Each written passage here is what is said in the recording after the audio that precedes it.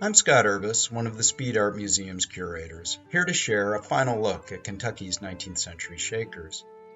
Though the Shakers' beliefs were distinctive in many ways, they also followed the idealistic principles of established Christianity of their day. This included the compassionate welcoming of strangers.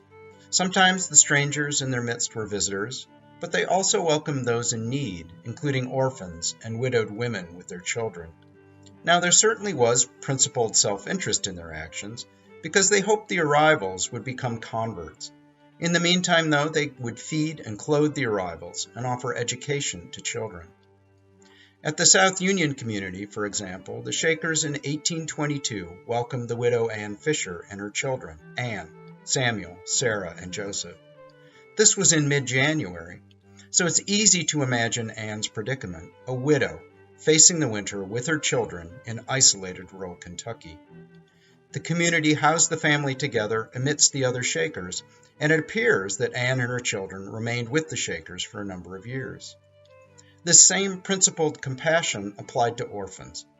Though orphans were periodically brought to South Union, the community ambitiously welcomed 18 orphan boys in 1843. Ranging in age from 8 to 13, the Shakers brought the boys to Kentucky from an orphanage in New Orleans.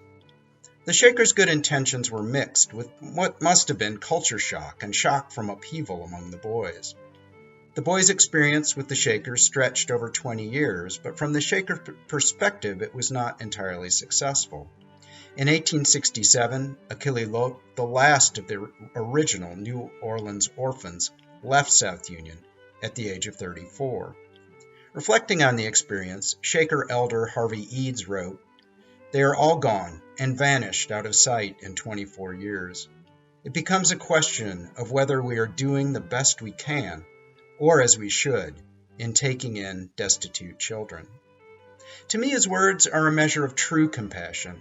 Could he and his Shaker brethren have done a better job for those in need? His sentiment seems so pertinent today in the face of this pandemic.